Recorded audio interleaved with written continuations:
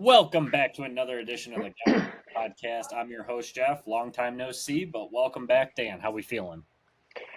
Oh man, I'll tell you right now. Let me just tell you how I'm feeling. You want to know how I'm feeling? I'm Yeah. feeling great. I am feeling grand. I'm feeling lovely. Okay, Cubs are doing well. Figured I'd wear my Cubs jersey just to show my support for the All-Star selections. Let me go ahead and just get a quick turn here. I don't know if we can. I don't King know if Tut. this is, There you there go. it is. There he is. King Tuck. He's on the back. Figured we'd show out yet again. You know, we got this jersey. Tom Ricketts, I hope you're. I know you've been a frequent listener to this pod. I hope you're listening once again. Sign the man. Just fucking do it. And yeah, and we're off. Yeah, absolutely. As always, we do a little quick hitter too. Since we haven't been on in a little bit, we got the Florida Panthers. They went back-to-back Stanley Cup champions. I'm sure you saw that. They took down the Oilers in 6 games to repeat. Last team to do that was the Tampa Bay Lightning in 2020 to 2021. Let's see here. Sam Reinhart scored 4 goals in the clincher. First person to do that since 1957, which is a pretty long time ago. The MVP was Sam Bennett. He led the all postseason with 15 goals and nabbed a Conn Smythe. That's like the playoff MVP for you Yeah. non-hockeyers. And then you had Sergei Bobrovsky, Bobo, number 28 saves in a decisive game. Stellar 926 save percentage. So really, people didn't really give you much, or he didn't give up much against people. And then Barkov, he won 84 faceoffs.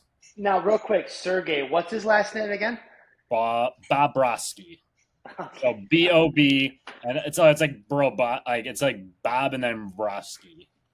Bobrovsky. Okay, you know that. Brosky. We But like it. Hey, you know what? We'd be remiss if we didn't talk about who'd you say won that? Was it the Panthers? yeah, Panthers. You know, and wasn't that the team that you said was probably going to win the whole thing, or no? yeah, I picked Yeah. the Oilers. That was my like money bet, just because I wanted to pick someone a little bit different. But yeah, Florida is just they are so stacked. They had so many Yeah. good players.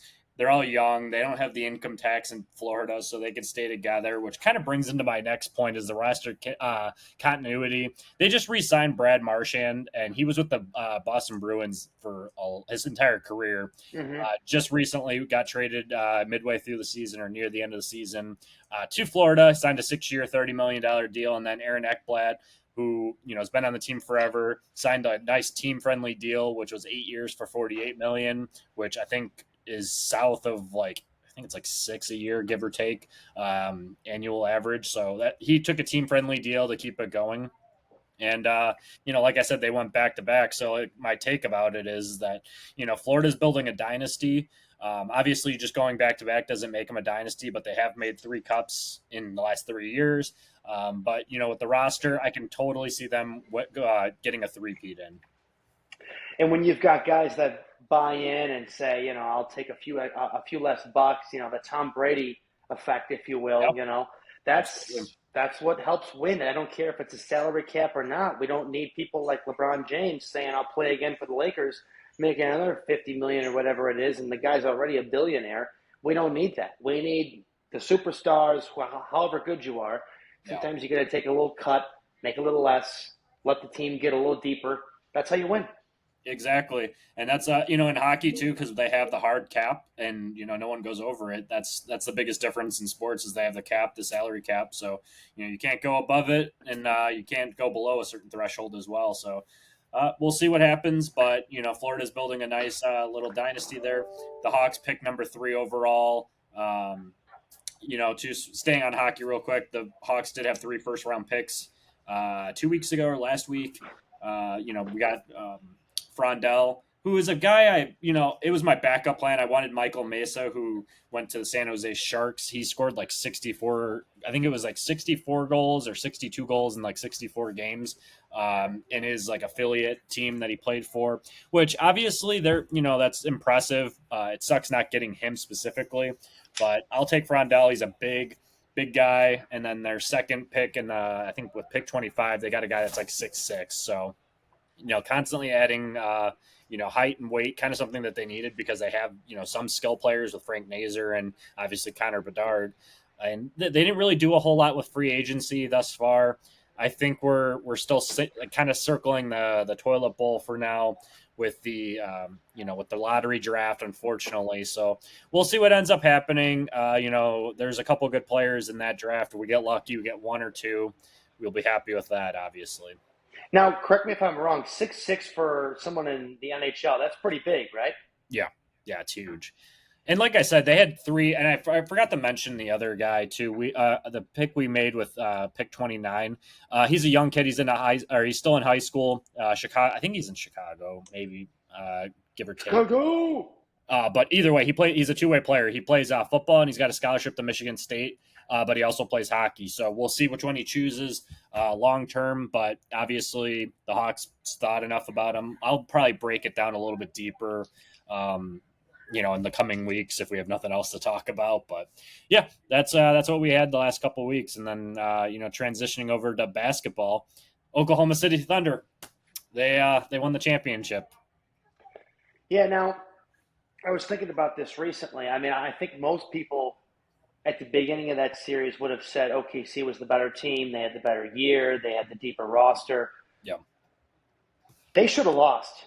And I think we've talked about it a little bit. I mean, Pacers blew game 4. They should have went up 3-1. You go up 3-1, you've got about a 98%, 99% chance of winning the whole thing.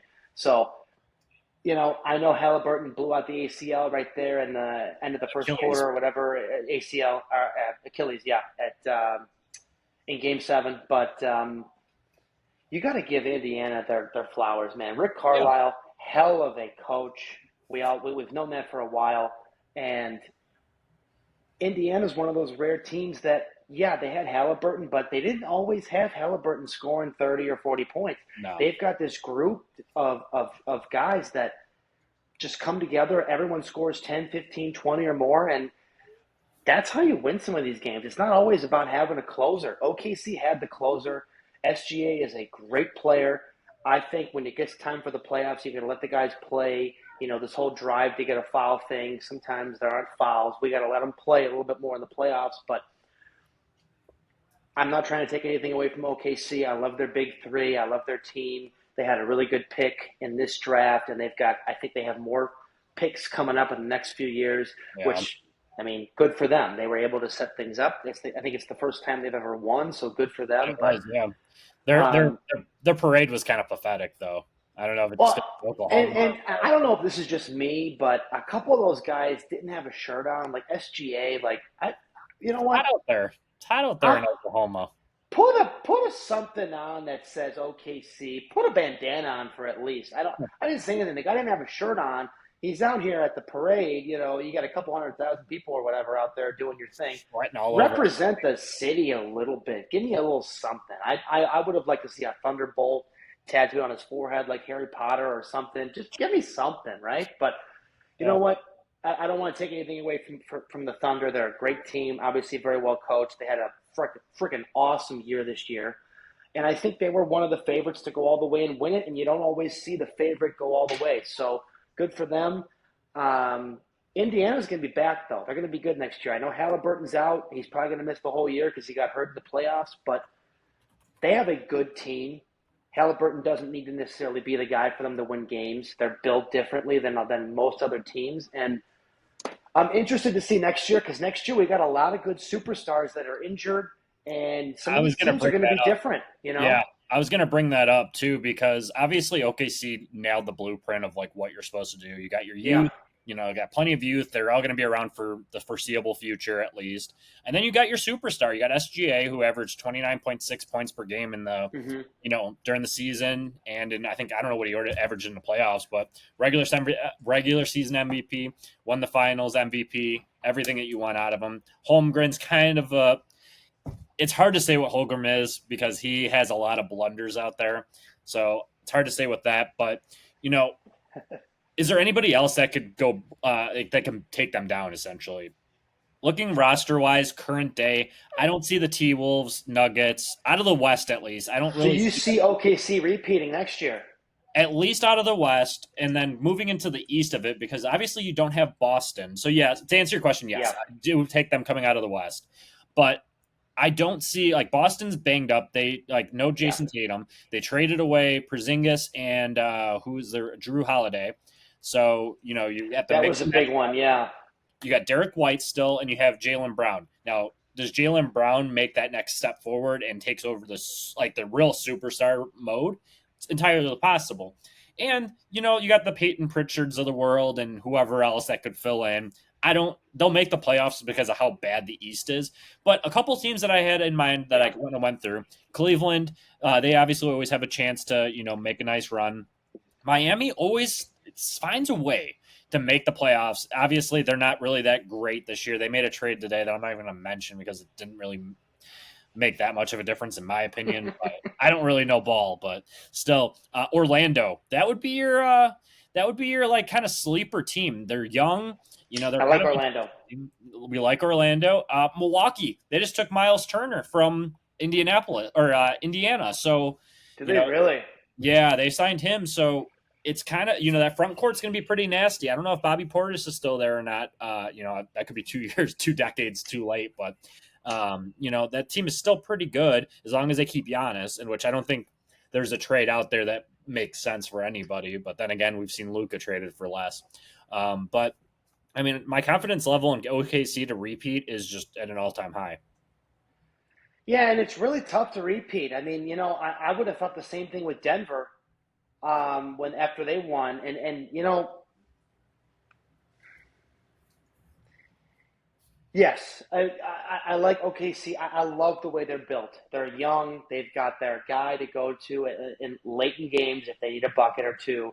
They've got other guys that can score. They've got other guys that can play defense or do whatever. But it's tough to repeat in any sport. And if it were me, I would put my money on them not repeating. I don't know if I have a specific team to give you to say they're going to beat them, but I'm just going to go ahead and say, as of right now, if I were to put my money on it, I'm going to say they're not going to repeat. But they're definitely your best chance to repeat. They're great. All right, throw a team out of the East. Who could beat them right now? Just random team. I No like the thought. two you mentioned. I like Cleveland. I think Cleveland had an early exit this year. I think if they figure some things out, I think they could be a really good team. They've got some really good scorers. I also like Orlando. I think they're a little young, maybe a little inexperienced, and they're a little injury prone, but they've got some studs over there. And that's the one team I think. I think they're very similar to Indiana. Yeah. Indiana's really good, but I look at Orlando with a couple of the guys they have. They've got, I mean, Banchero is just like SGA. He's a guy. You can go to him late in games. You've got the Wagner twins. You've got Jalen Suggs, I think, is over there. I think he's solid. They've got other guys over there that are good. They just got Desmond Bain. Yes. Okay, so they got Desmond Bain. I like him. From Memphis, right? Yeah. Okay, you know what? I might like Orlando a little bit more than I Eyeballs. just did. And they gave up quite a few first round picks for Bain as well, which is kind of surprising. But if you look at it, they're not going to have a spot for all these players. That's the thing is like OKC seems to find all these players and do their thing in the draft. But like Orlando's kind of set with their positions, and if they need to, they can kind of trade these. So that's kind of what they did there. But yeah, I guess we'll see. We'll see what happens. The rest of free agency. We'll see what happens if there's any trades. But switching to another kind of marathon here, a little event that we love to bring up on this show that went on this weekend is the Coney Island Nathan's hot dog contest. I forgot to bring it to you in the notes, but figured we'll bring it up because we already know. So obviously, the king has returned. He made it. I actually came up on my TikTok and my photos from our last year when we talked about it, about how Joey Chestnut wasn't in it. Now we fast forward, he is in it. He won his 17th title with 70 and a half hot dogs. That's not the record, but still enough to beat it. It was I think it was 50 dogs in the first 6 minutes. He finished 20 ahead of the next best person. I was just going to ask you who was in second and how many, because that's the thing with Joey, right? When you talk about athletes, right? If we want to consider somebody who eats food for a living an athlete, I'll just call him an athlete, a semi-athlete, a semi-pro. He's an athlete. Shout out to Jackie Moon. I'll call him a semi-pro for a quick second. To finish that far ahead of somebody is completely insane. And I know you've seen I don't know if you've ever sat down and watched an entire one of these. For Oh, me, all the time. dude, I don't. You've got a stronger stomach than me. I don't know if I could sit there and watch people choking down wieners and wet buns for 10 minutes. And it's not just 10 or 12 or 15, right? I mean, it's 70 fucking hot dog. Are you insane? My only thing is this. I'm not the only one who's thinking this. No. What's the after effect, right? And also, too, what's the before effect? What's he doing before? Quick side note. Yeah. Buddy Brennan, shout out to Brennan here. I think I might have brought this up before. He thought he could eat 100 spicy chicken, Wendy's chicken nuggets in an hour, right? In an hour? And spicy. in an hour, yes. And you know what? I don't care 100 anything. I don't think he could do 100 anything in an hour. This kid thought he could do it, right? So what he did, what he learned the night before, sorry, Brennan, if you're watching this, he said there's a thing with steamed vegetables, right? So he tried to pow down about 4, 5, 6 bags of steamed veggies the night before. And that's supposed to help stretch the stomach, right? So that the next day you're able to eat more. Well, fast forward next day, it's noon. My buddies and I are at Wendy's. We're waiting for Brennan, and we get a call or a text that says, "Hey guys, I'm sorry. I'm in so much pain right now. My stomach feels like it's going to freaking explode because of the 8 bags of steamed veggies I had the night before. I got so much gas inside of me, right? Yeah. I can't do it." So he couldn't do it. All I'm saying is, people who eat food for a living, I've got a respect for you. All right, I'm just going to go ahead and throw that out there. 70 hot dogs in 10 minutes. I couldn't eat 7 hot dogs. It's unbelievable. Yeah. See, hot dogs is something I could eat. There was one like 4th of July, like 10, 15 years ago. You know, my buddy and I, we finished like a 30 rack of beer together. And then I probably finished off 12 hot dogs in like that time. Well, 12 hot dogs with 30 beers. I mean, that's not 12 hot dogs. I didn't finish 30 minutes. beers. It was probably like 15. We both split them. Of course. And this is over enough hours, so it's nothing, no feet. This isn't even a big deal, but still. No, that is a big deal. That is a big deal. That's almost a beer and a dog. I mean, that's a lot. If you think about it, though, like the first couple beers, you and I know way too well. The first couple beers go down like water, and then you start pacing them out throughout the. And it was an all-day occurrence too. And then obviously the hot dogs were a little bit more. I think I ate 8. 12? Yeah. You had 12 hot dogs within how long was this? We'll say like 6 hours, 8 hours? 6 to 8 hours, yeah.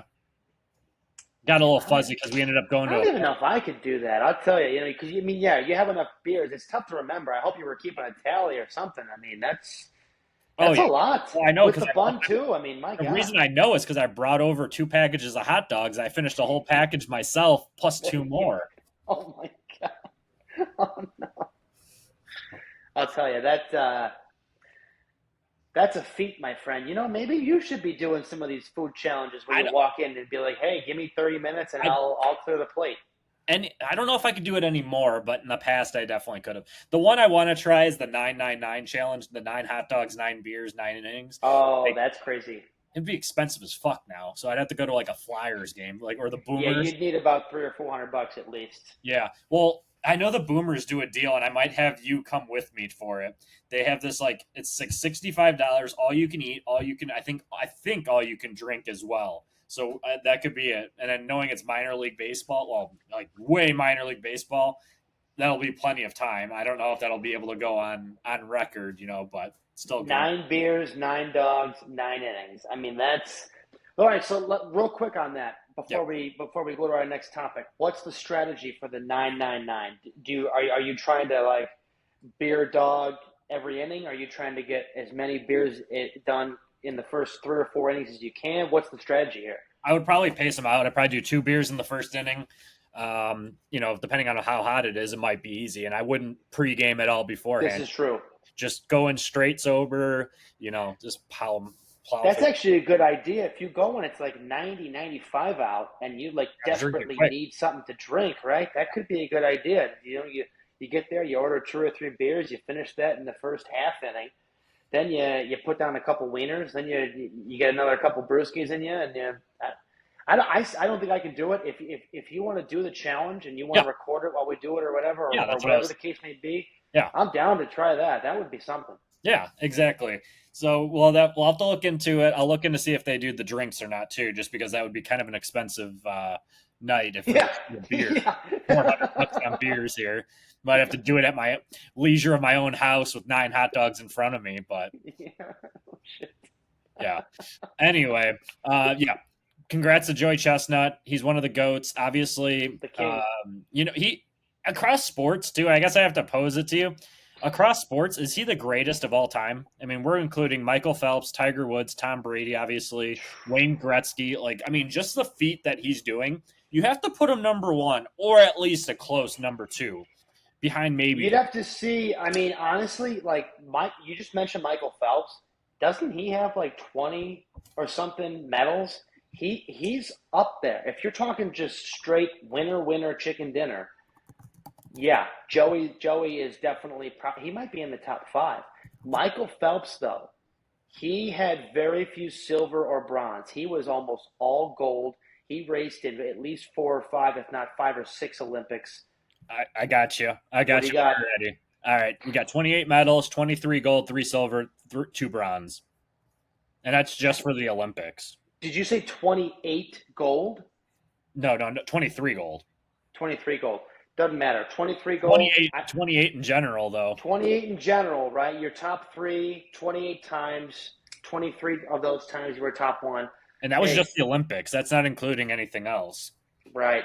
I mean, you know what? I think you got to have Phelpsy, maybe top 1. Uh, Joey Chestnut might be a good 2 or 3. I mean, you'd have to go through for all the athletes, but I yeah, know I mean, everything's a team sport too, so it makes it a lot more difficult.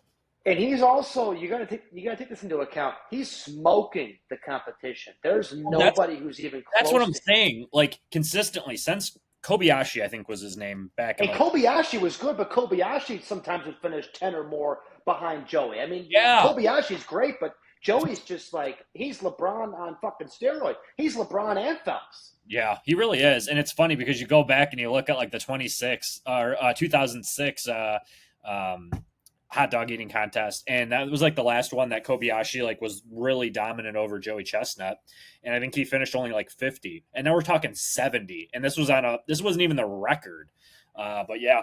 I guess we'll have to see. But if we ever do our Mount Rushmore of goats, we'll know who my number one would be. Oh, spoiler alert! Alarms are going off. Alarms. Anyway, let's move into the old baseball, I guess, huh? Let's do a little week in review. So, national headlines, we'll just run through these real quick and then we'll dive into the All Star game a little bit, talk Cubs Sox. But let's jump right in with Clayton Kershaw reaching 3,000 career strikeouts against my White Sox. I thought that was kind of funny. That was great. Love that. I love seeing that. Yeah, of course you do. Jose Altuve had 2 home runs on 4th of July with 5 RBIs. Now, fun little note here. Wilyer Abreu, did you see what he did with the Red Sox this past week? I don't think I did. Tell me. All right, he hit a grand slam and an inside the park home run in the same game. Has that ever been done? Yes, it has been done once. I had to do a dive on it. Okay. I don't know if I wrote down when the last time it happened. It was a long time ago, but I was shocked that it actually had happened before. I think they said it was like, first since 1958. Okay, so we're going back a few years. I've got one note before we keep moving on. Kershaw with his 3,000th strikeout. Yeah. Amongst active pitchers, he is I think he's number 3 with 3,000. You've got JV ahead of him and Max Scherzer, both who are over 3,400. Yeah. Do we have another pitcher active that is going to get to 3,000 real quick?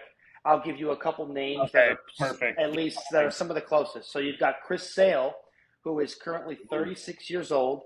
He's got 25-28 at 36. Mm-hmm. Garrett Cole is 34 years old. He's at 22-51. And we've got a couple of guys that I just threw in there. Zach Wheeler is 35. He's at 17-73. Aaron Nola is at 32 years old, 18-31. And Robbie Ray, I threw him out there because he's having a great year. He's 33 with 16-65. I'm going to go very easily and say no. Yeah, Zach Wheeler, he's going to be retiring. I think he said after his contract's up, which is like 2 years, he'll retire. He's already if that's the 37. case, I mean, he's only at 1773 right now. He won't be He's close. nowhere near. He might get the 2,000, which is still a pretty good feat. Add that to Yeah, the resume. right. At the Hoff watch for Hall of Fame. But I would say Chris Sale, but If he can stay healthy. yeah, I was gonna say he's still banged up. I know he'll probably get replaced when we talk about the All Star game and whatnot in a little bit. But Chris Sale would be my one that I would say he has a chance just because averaging out about 300 a year if you stay healthy. He's the only one that honestly has gone out and shoved since he's gotten hurt. I think since he's gotten Tommy John, I can't think of another pitcher. Maybe He's been a stud. Verlander. I don't know if Verlander got Tommy John, but like the Oh, I think he's legitimately got one or two. yeah, to be that dominant. He was on track for another Cy Young this year until he got hurt. So we'll have to see Yeah.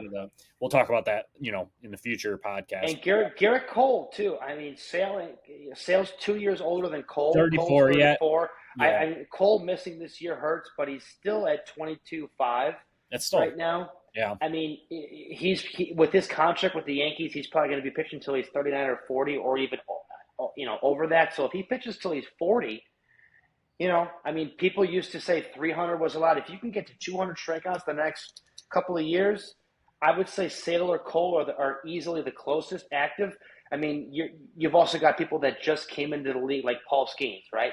Yeah. I think he's the next person that jumps out.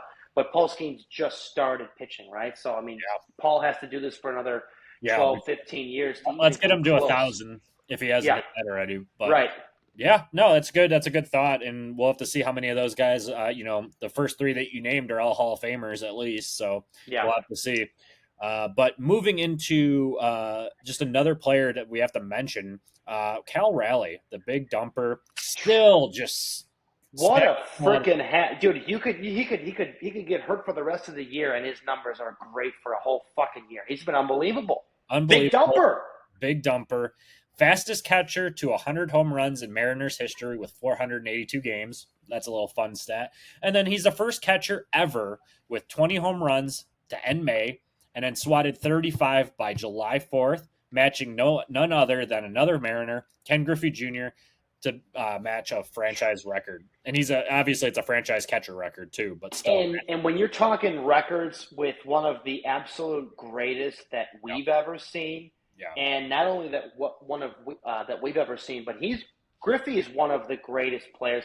When you mention Ken Griffey Jr., like you get shivers up your spine. That's how good that guy was, and he's one of the only people where if people say if he didn't have some of those injuries, he could have been a legit 700 homer. He's legit one of the immortals, and he's still knocking on the door of immortality. I mean, he's still he's up there. He's up there with the Pujols for me, but. Yeah, absolutely. And you're talking about completely different positions. One guy's playing on the outfield. I know Griffey got hurt all the time, but you got a guy behind the plate who's got to command the pitcher, got to do that for 9 innings, and then go out there, and he's a switch hitter, right? The guy's unbelievable what he's doing this year. Yep, exactly. Hats off to Cal Raleigh, the big dumper. Let's. Do you have anything for just around before we're holding off on All-Star, obviously, for another minute. And then we'll touch on Cubs Sox. But anything else, national headline news that you wanted to bring up? A couple things. Someone on your team was in the headlines a couple days ago, unfortunately, that just passed away. I think we would be remiss to bring up Bobby Jenks, 05 World Series champ, passed away at only 44 years old. Gone way too soon. That's unfortunate for the big guy. From 05 to 11, had 173 saves. I think that might be his career. Career ERA of 3.5. From 06 to 2010 was averaging 33 saves a year, had back-to-back years of 40 and 41 saves. Short career, but in those couple of years was dominant. He'd come in, he'd get the save. He got the last out of the 05 World Series for you guys. And again, coming from a Cubs fan, a legit guy for a short span, but a legit guy. When he went out there for the 9th inning, the game was over. He was gone too soon, and Way too soon. a really great closer. Yeah, absolutely. And he was kind of doing something at his like, and I don't want to say size, but he was a big guy. He was doing He something was at his hefty. size that he was like revolutionizing the game of how Yeah. he pitched and just different ways he attacked the plate. Yeah, super sad news. When I heard he had cancer and it was stage 4, I was pretty upset a couple months ago when I heard it. Yeah. Unfortunately, and the Sox were having their '05 reunion this upcoming weekend too. So Uh, kind of sad he didn't get to make it. But yeah, like you said, he was. You would think in the '05, like '05 World Series too, like he was a rookie. He only pitched in yeah. 32 games leading up to that postseason run. He had 6 saves. Kind of was a big name down the stretch, but they had Dustin Hermanson, obviously. I don't know if Shingo Takatsu was still on the team at that point. I don't think so, but I'd have to go back and think. But Bobby Jinks, was so dominant, and he led the. I don't know if he led the league ever in saves, but he was damn near close every year. '06 41, '07 40, and just kind of slowly trickled down, and then that was it. But kept a pretty low ERA for us too. So yep, he'll be missed. He was immortal, and something that upset me too was that ESPN put out a headline. He said he was a part of the '05 World Series.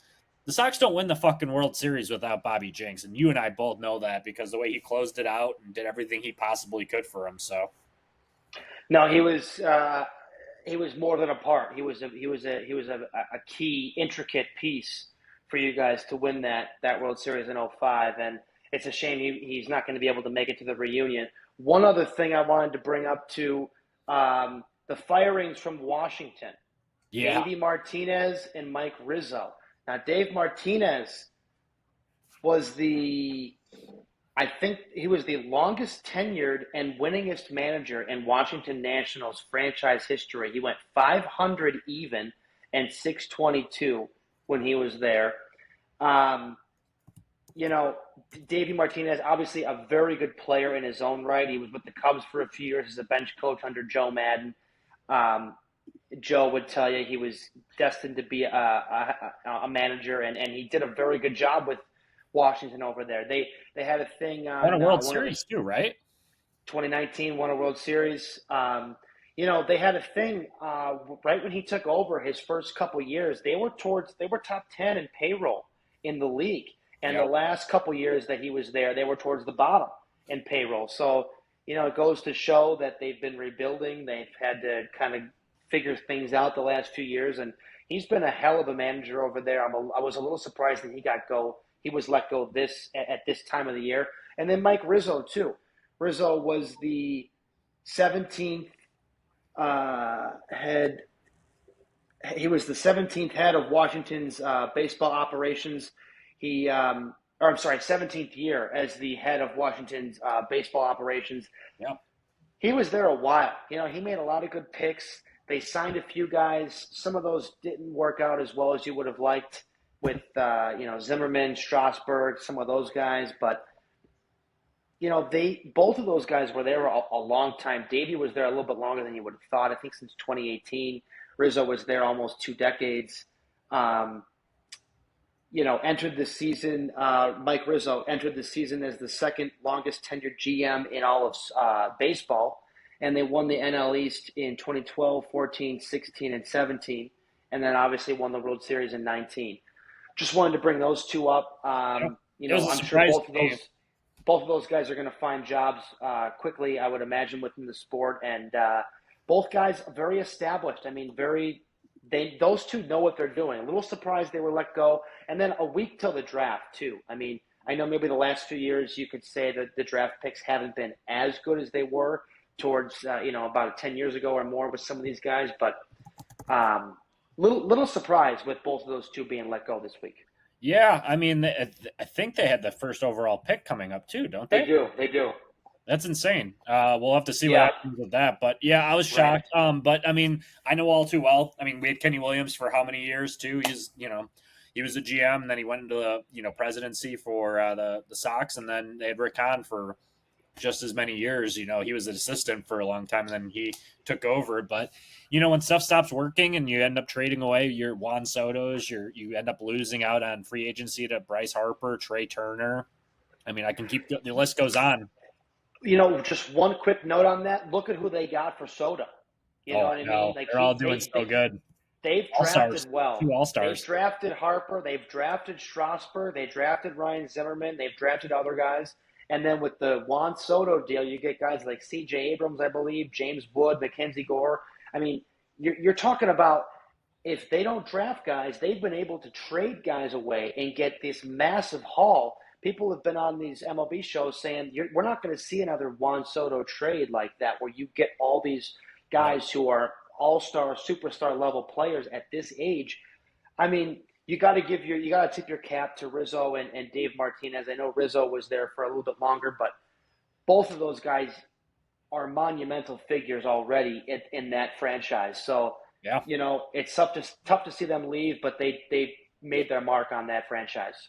Absolutely, and they'll, like you said, they'll find jobs pretty quickly. Yep. But transitioning to our local teams, we got the Cubs and Sox. I'll start off with the Sox right here, and then I'll transition. I'll pass it over to you. Sure. Obviously, Sox are 30-59, not a great, glaring record, but they did win on the night that Bobby Jinks news got announced. They won 10-3. They took the series against the Rockies. Lennon Sosa had 4 RBIs. Colson Montgomery just called him up. Finally, he was our number 5 prospect. He finally, the last guy of the Rick Hahn era, finally made his debut. And you know what? He's definitely showed out. He got his first MLB hit, I think, the following game. He's been really good. I don't know if you've caught any of his stats. I think I saw he was like 5 for 10 in this last series or something like that. I mean, 5 for 10. Yeah, that's what you guys need. You guys look like you're going to have a lot of pitching for the next few years. If some of these guys hit, you're just going to need some guys to hit, and you need Luis Robert Jr. to fucking figure something out at the plate. But if he does that, and if a couple of these guys hit, your position players, you guys are going to be towards the top of your own division and the top of the American League and very shortly. Yeah, I mean, the American League Central is not as dominant. I mean, it was pretty dominant for a little bit. But a couple of these teams I'm seeing that might become sellers pretty quickly. Guardians have fallen off. They lost like 10 straight. Yep. The Royals are, a borderline team. They've been so underwhelming this year, at least in my eyes. And then Minnesota, what do you get from them, Like all 3 of them have just completely tanked it. They've been middling, yeah. So we'll see. They'll probably all be sellers as well. But, outside of the Tigers, which they are very, very good. And who saw them being Detroit? Not to interrupt you. 57-34. They're 7-3 in their last 10. Who the hell saw them being the best team in baseball the first half of this year? I certainly didn't. You called them as your dark horse, but a dark horse doesn't. I think I picked them, didn't I? Or did I pick the Royals? I think you might have picked Detroit. No, I picked the Royals. You picked Detroit. Right. Yeah, I was gonna say they just had the feel. And you go back and you have to laugh because you know what they had. They got AJ Hinch, and you have to laugh because the Sox could have had a chance at AJ Hinch a couple years ago, and I think stuff might have changed a little bit. Granted, I don't know if you saw the headline kind of transitioning over to is the Clint Frazier interview. Basically, was talking about his time with the Sox and how the superstars would fake injuries to not be out there or just like not try. Oh, I don't remember seeing that. Yeah, you have to look it up. It was on Foul Territory, that podcast. Okay. Go look it up. It's real interesting stuff. But yeah. Back to the Tigers. They've been insane. Riley Green stayed healthy. He's having a great year. Spencer Torkelson's been awesome. Obviously, Gary Carpenter, Gleyber Torres, and then Javi Baez have, they're all Javi. But yeah, I had a debate with somebody online after I gave my initial review of like the starters, and I'll go over that. But yeah. Tigers are good. Gary Carpenter as well. And then obviously you have to talk about the best pitcher in baseball right now with Tarek Skubal. No doubt. He's number one. If you need a game to win right now, I'm sorry. I know there's a couple guys in that conversation. I'm with you on that. I'm going Tarek Skubal. If I need one game to win, he's the most dominant guy right now. Over Skeens, I'm going him right there too. Yeah. But yeah, that's pretty much it for the Sox. Like I said, they called up Montgomery, so they keep calling up the kids, which is good. So keep it moving. Let's transition over to the Cubs with the 54-36 record atop the NL Central. Yeah. You know what? 7-3 in our last 10. We're well represented in the All-Star game again, which is always good to see. I think if I'm not mistaken, and now I might be jumping here a little bit, I don't think Seiya Suzuki is in. He might be a snub, and I I think I'm have it jumping down. here. We'll talk All Stars in a little bit. We'll talk, Yes. but yeah, the Cubs, we've been great. You know, we've it's good to see. Obviously, what are we? 18 games over 500. Um, we're we're looking great. Obviously, you lose Justin Steele, and you think, okay, like we lost Steele, and then Shota's injured, and you're thinking, oh boy, but we were able to weather that storm this past month, and we had an easier month, and now we're in July, and um, we're finding ways to win. Craig Counsell last year, I think a lot of people were a little underwhelmed with his first Yeah. year. People were thinking, you're paying a manager all this money to come over and manage a team. But you look what AJ Hinch, you just mentioned AJ Hinch with Detroit. Look what he's doing. I mean, Detroit, other than Tarek Skubal, do they have a big name superstar? I would say no. Jack Flaherty, Casey Mize finally is breaking out after being a first round pick. Yeah, but those aren't superstars. You've got one superstar on your team. That's Tarek Skubal. Casey Mize is very Torkelson's he's having a really good year, but I mean, Riley give me his Green numbers and I'll. I mean, right? Yeah, I think they've after got this guys year, who are borderline, but there's also, in my eyes, there's a difference between an all-star and a superstar. You've got one superstar on your team. That's Tarek Skubal. You've got a couple other guys who are having very good years. Yeah, but they haven't been able to do it long enough. Like Skubal's been doing this. He's still and he's pitching at an unbelievable rate right now. You've got to put him in the superstar level.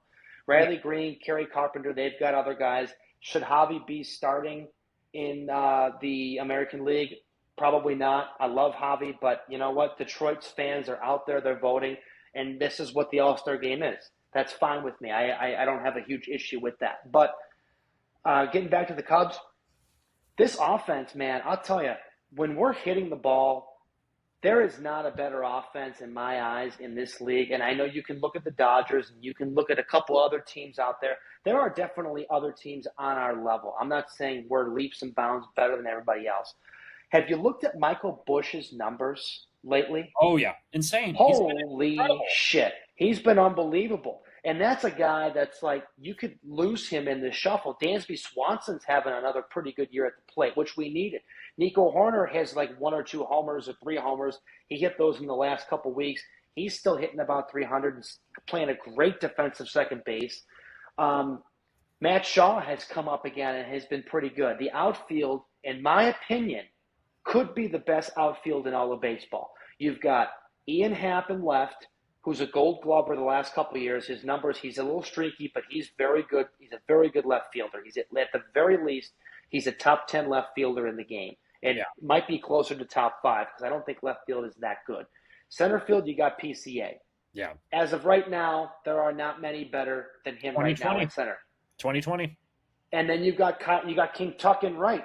And King Tuck's being overshadowed by guys like PCA and a guy who's getting snubbed from the All-Star selection, who's leading all of baseball and fucking RBIs, is Seiya Suzuki. And I've mentioned this before. Seiya's walk-up song. How has this not gone viral? Seiya's walk-up song should be "Hey Ya" by Outkast. All right, and instead of saying "Hey Ya," it should be "Seiya." I mean, dude, figure it out. Some things are just written in stone. At the Cubs social media team, let's get that trending. Jesus Christ! Show the guy the song. I'm sure he doesn't even know the song, and if he knows the song, maybe he hasn't put it together that his name sounds a hell of a lot like "Hey Ya." Let's figure that out. That could be a whole thing. Like Bryson Stott walks up as a Phillies, and he's got his ayo, ayo, okay. Don't even like the song, but the crowd does the whole thing. We could do the same thing. Cubs have been great, though. The pitching's been able to hold it off. Hopefully, I like to call him Jedley. He's doing his things behind the scenes. Ricketts is saying, you've got this and this to work with. Jedley is a very analytical guy. He's going to figure something out. I think we're going to go out and get another arm or two. Hopefully a starter. Hopefully a guy in the bullpen. I'd love – Palencia's been really good. We've got – the bullpen's been a hell of a lot better since the first month or two of the season, which is great to see. I still think we could use another late inning arm. and I'd love to see another guy to help us out. Shota's been great. We've got other guys that are pitching their ass off, but I mean, you know what? The Cubs look good. The offense has been great. Let's get another arm or two, and let's assert ourselves. All right. So also we forgot to mention the fact that they hit franchise record 8 home runs against St. Louis on the 4th. How about that, huh? Miles Michaelis. 8 homers. I heard they're actually putting Michaelis in the home run derby because he was serving up so many goddamn meatballs. You know what? Honestly, I watched that game too. Not a bad idea. I had a text from Mom. I think she texted me 2 or 3 times, and then the last one was like 8 homers today with like a million exclamation points. And I'm thinking, okay, like I get it. But 8 homers in one game? I mean, my goodness. You would have thought this was the game with Ryan Sandberg, back in the day when we scored 20-something runs. Right. No, the offense has been amazing, and I think you guys need a couple pitchers. Obviously, Matthew Boyd's an all-star. He's been a stud. 265. He's been incredible. Definitely didn't expect him to put up those numbers, but he kind of turned it around with Detroit last year as well. I think it was with Detroit. Yeah. He looked good. So good there. I mean, how long is James? Tyon? Yeah, Tamo. It was a 3 or 4 year deal. I don't know how much longer we have him. And you know what? No, he's hurt, isn't he? Is he on the IL again?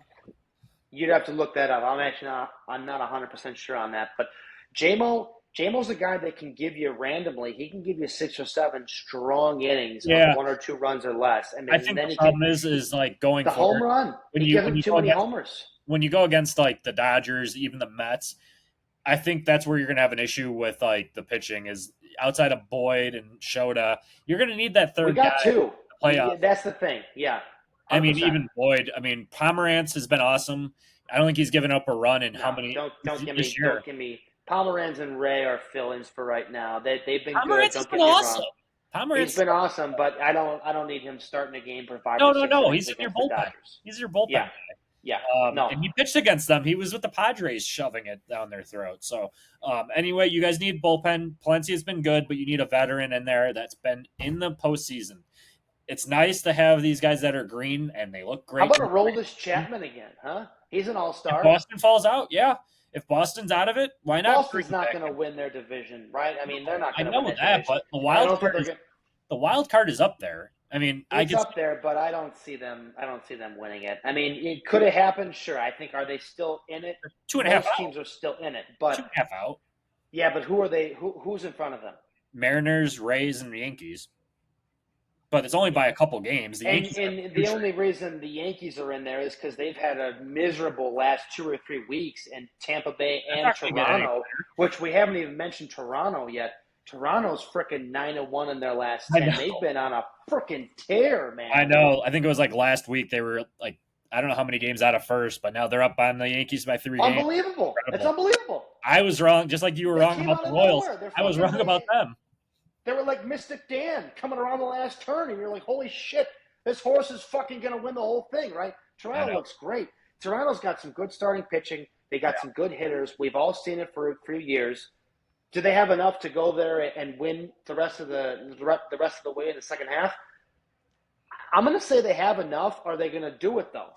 Yeah, I mean, no Santander, no Varsho. It should be interesting. They'll probably go, make a small trade with somebody. It's a good point. They're doing it without some of their big bats. Springer looks good, though. Springer's helped. I think he's an all-star. He's been great the last week or two. Yeah. I mean, so a lot of those guys too, which we'll transition to the All-Star in a minute, but yeah. Back to the Cubs. They need to go get some pitching. That's about as simple as it is. I'm giving them available? Who's available? I mean, I would say Sandy, but he's been pretty bad from Miami.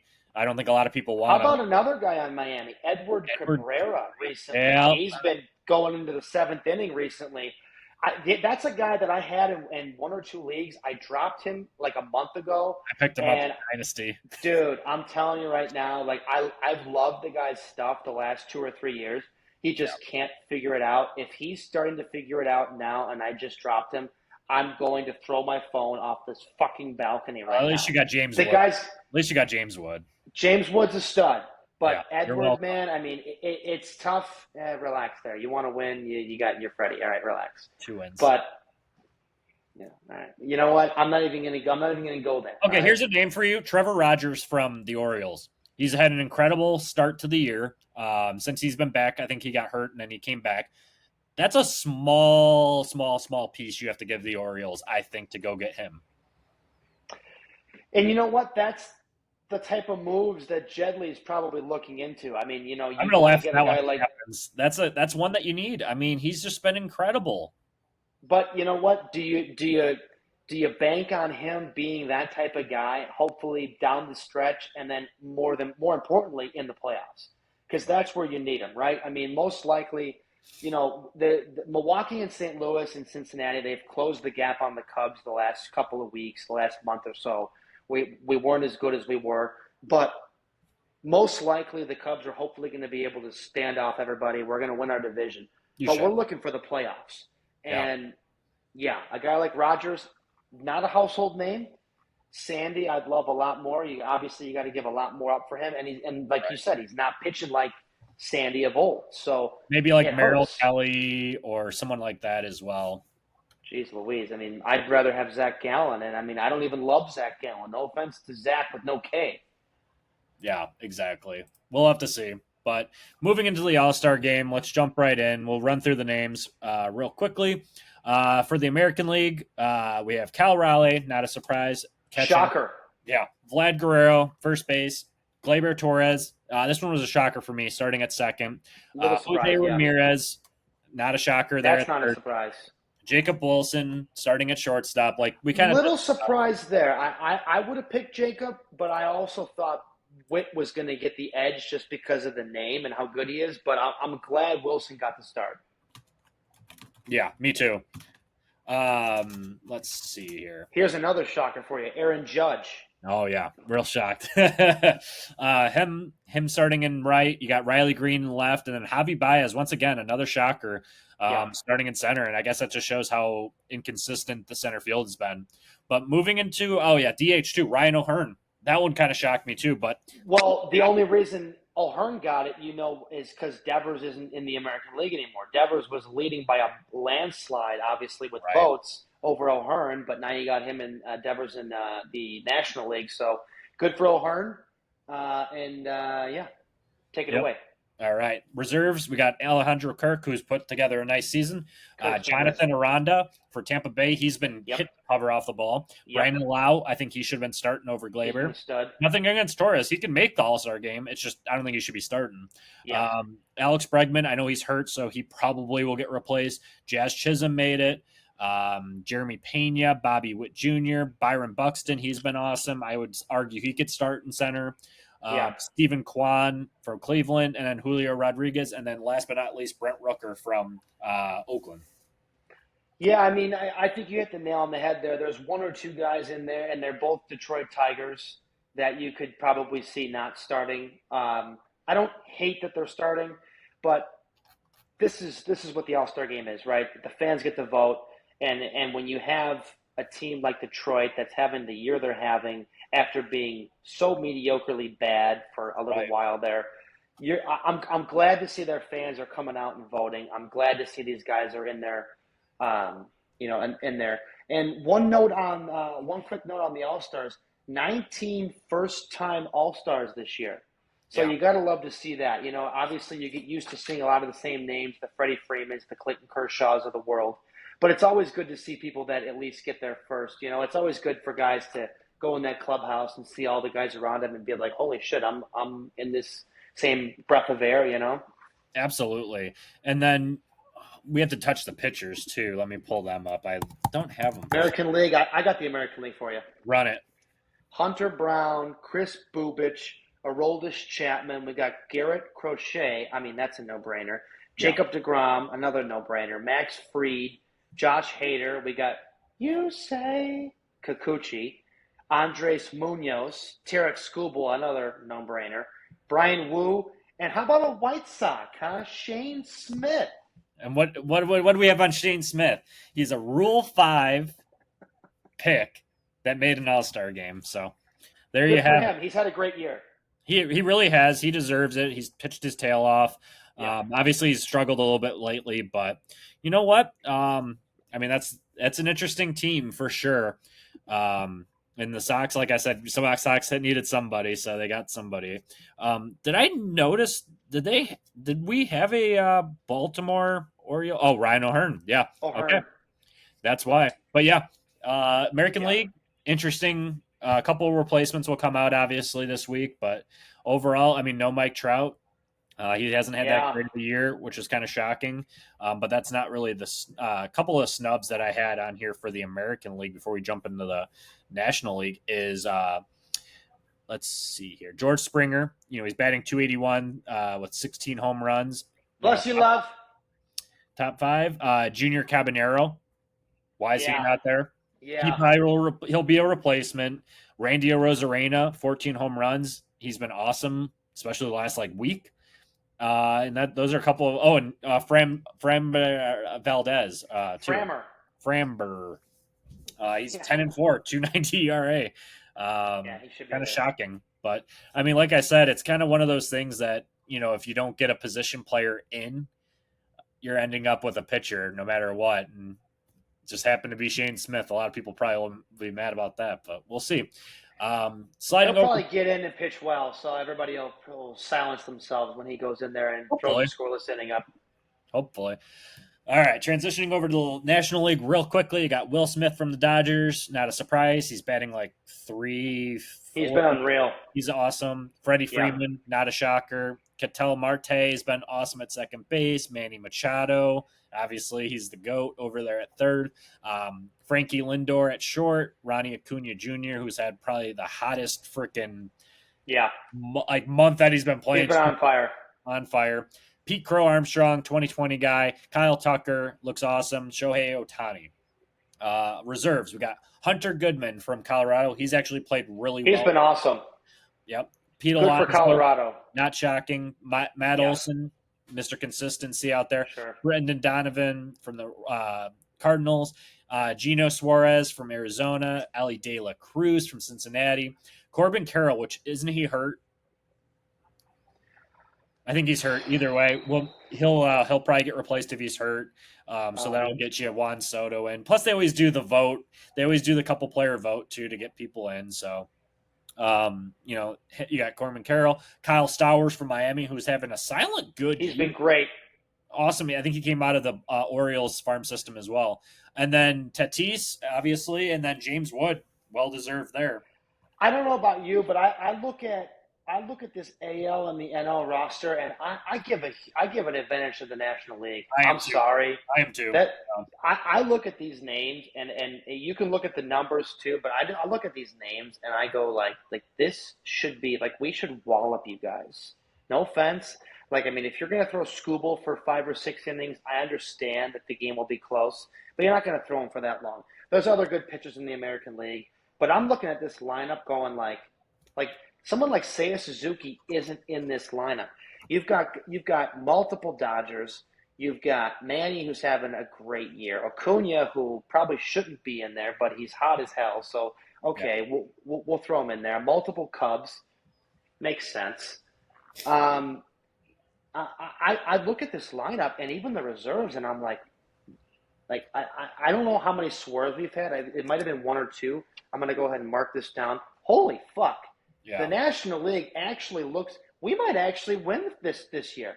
I would expect you guys to, because, like I said, the vote-in is still coming. But, I mean, we're not even touching on the pitchers yet, but the snubs, the notable snubs.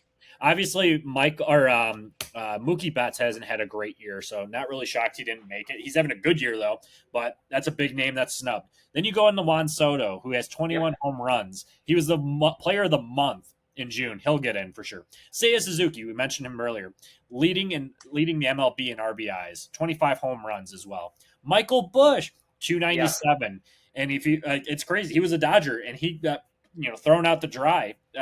What a great pickup the Cubs got there. Trey Turner batting 299, top 15 in F4. Unfortunately, it's a deep, like we said, deep team. So we'll see what ends up happening. Yeah, I mean, obviously you mentioned Soto. I'm going to mention one other guy, and the National League outfield. This was tough. I didn't think Andy Pages from the Dodgers was going to be a starter, but his numbers this first half of the season, he is hitting 290 with 17 and 58. Those are numbers to be an all-star for one half of the season. This is a guy, you talk about the Dodgers, you talk about Ohtani, Betts, Freeman, you Right. talk about all the pitchers that are hurt every single year. This is a guy that came up last year and looked good, but not great.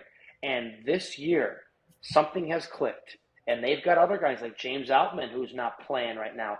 When you've got a guy like Andy Pages, who is putting up the numbers that he's putting up, Yeah. this guy needs to be in the lineup every single day. And this is the type of guy, this is the thing with the National League. You could say it about, both leagues.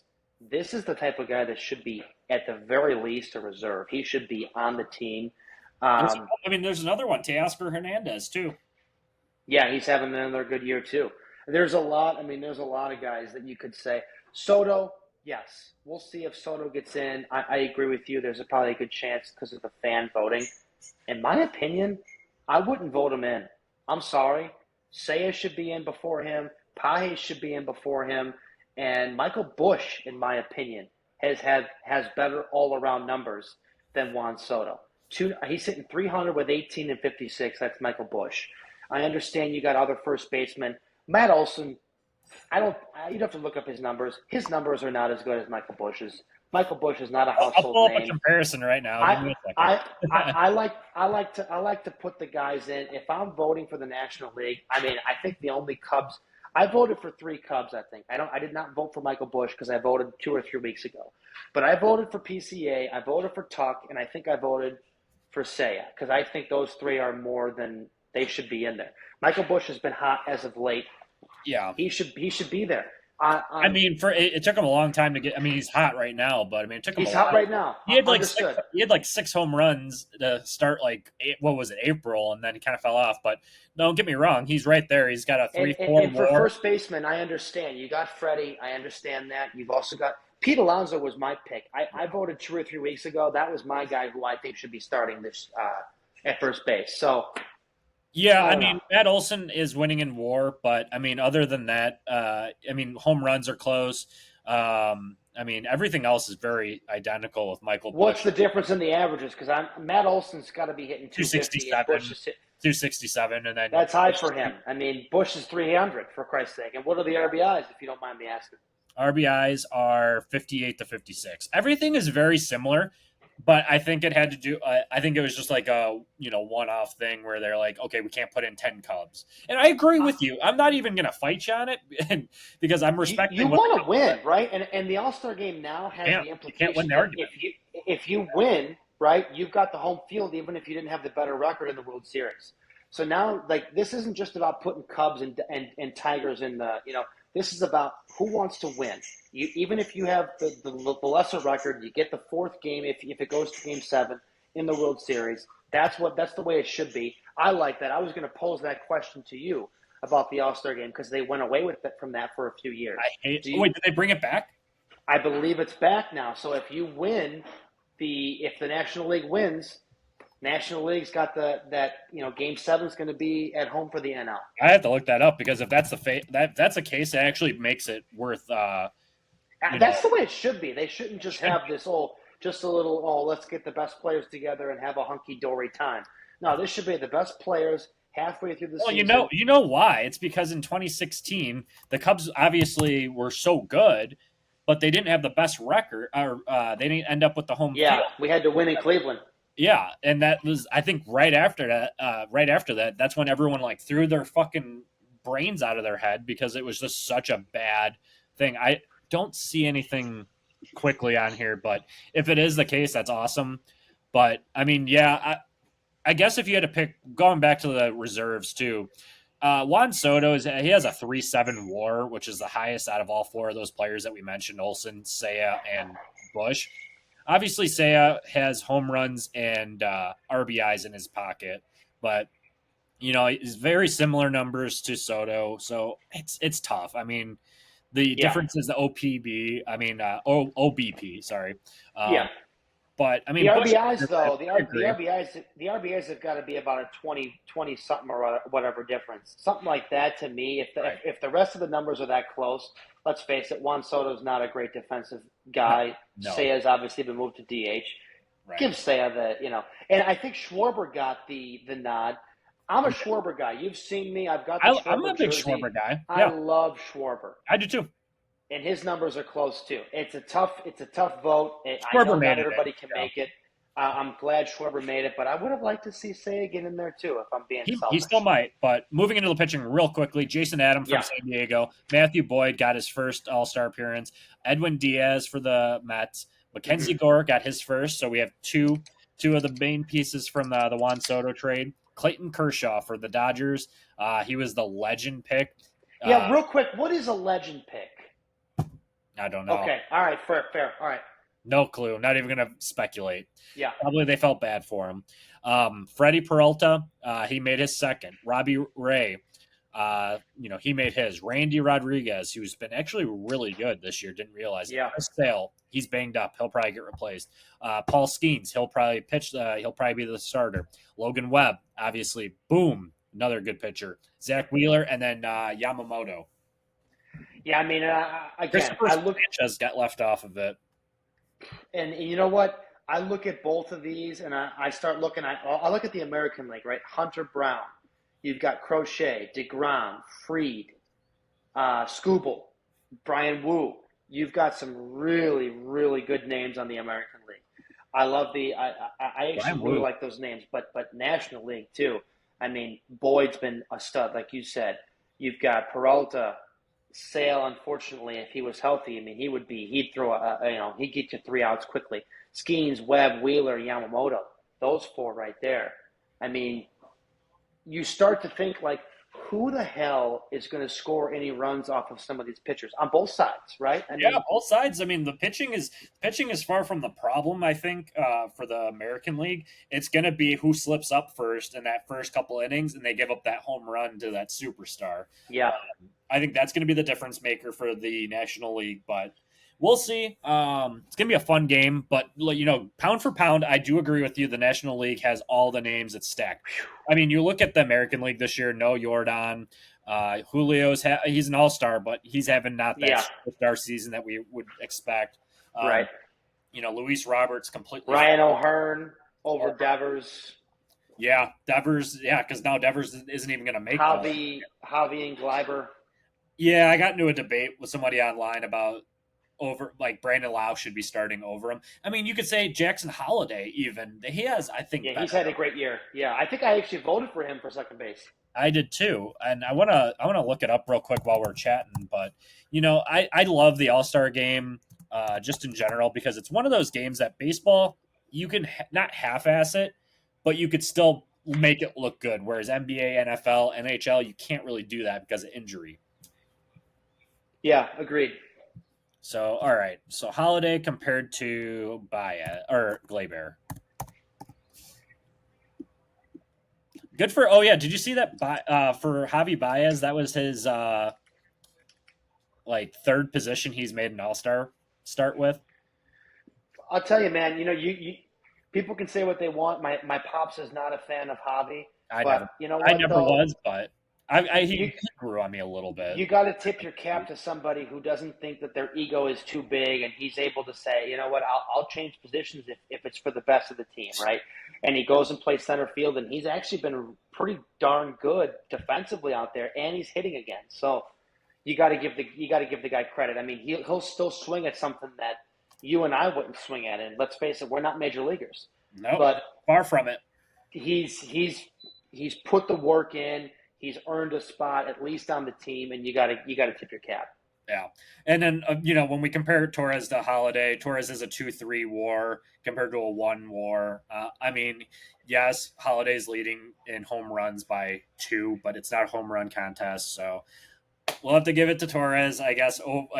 Brandon Lau's got better numbers in my opinion. He's got a lower WAR, but I think WAR's, stupid. Maybe because I just don't understand it because I'm, I just look for the average homers and RBIs. I'm sorry, you want to give me we're WAR. way too old school with it, but yeah, WAR is like the one because like Mike Trout, in my opinion, is crazy. Well, it's just crazy that he's not there. Jordan's been hurt, so he's not in it. But that's why the American League looks as kind of weird as it does. A little depleted, if you will. But Luis Robert, horrible year, absolutely horrible year. And let's face it, he should be there as far as center fielders go. He should be your starting center fielder. He was supposed to be that, but it is what it is. I'm not mad about it. Watch him get hot the next the second half of the year, and then you look up at the end of the year, and you're going to be like, "Wow, this guy's he's a stud." If we want to talk about situations, obviously we talked about the Cubs. Like, who are they going to go get? The Sox. It's like, are we trading Luis Robert? Does anyone even want him? Probably not. But here's the age-old question: they have a team option, I think, that's like $20 million next season. Do you retain that and you tank center field? Or do you let him walk for nothing? And I think it's going to be the latter. It's going to be you let him walk for nothing and not pay him $20 million. You know what? It's a really tough decision to let somebody walk. Somebody with that talent, you can't let him walk. You've got to find a way to move him. And I know the numbers aren't great, but somebody, he's still young enough. He still has a 5-tool. He's still, 5-tool player. Somebody will take him, but what are you going to get for him? Yeah, exactly. All right. We'll save Mount Rushmore. Or do we want to do Mount Rushmore real quick? We're already at an hour 11. That's up to you. I got 4 sandwiches. If you want to do it like rapid fire, we can do it. If not, we can save it for next week. Let's do it now. So we're doing the Mount Rushmore of deli sandwiches or sandwiches in general. So I'll lead us off. I'm going with the Italian. Can't go wrong with all the Italian meats on there. Okay, you know what? I'm going with a club. Love a good club sandwich. Which kind of club? Are you doing it? Ham and turkey? Ham and turkey. I like turkey roast beef, but I'm a ham turkey guy. Give me a little probe. Give me cheddar if you want to go crazy, right? Mm-hmm. Comes with mayo and bacon if we're talking Jersey Mike's way. Yeah. Love it. Second one, I'm going to go with a BLAT, not just a BLT. Give me a little avocado in there. Bacon, lettuce, avocado, tomato. Throw that between 2 slices of good bread. Fuck me. Back to you. Delicious. All right. My next 2, you have to go with the Philly sandwich. A nice Philly. I even like it with some cheese whiz. Got to go with that one. Oh, shit. And then my third, I have to think this one over. Got to go with a chicken bacon ranch. Can't go wrong with the 3. You have to have a little bacon in there, but chicken bacon ranch. You know what? Unfortunately, we're going to have a repeater. I had a Philly on mine as well. And you don't have an honorable mention? Can't think of one? Give me a new one. We're not repeating. How about like a good like Nashville hot chicken sandwich, huh? You ever had one of those? Oh yeah. Oh mama. All right, we'll do that one. And then I got one that's a little Italian, little Guido here, a muffaletta, as they call it, right? Couple meats, couple cheeses, little olive spread or whatever little jardiniere. I'm glad you left this next one for me here. A Italian beef. How did we leave that one off of there? That should have been like 1 or 2, but yeah. Closing it out with the Italian beef sandwich, obviously Chicago classic. So, and real quick, anything that Maria makes, I just got to go ahead and throw that in there because she's right over here. She's cooking something, so she gave me the whatever I make. So I just got to go ahead and throw that in there. There you go. Shout out Maria. All right, Maria have a good one, buddy. All righty.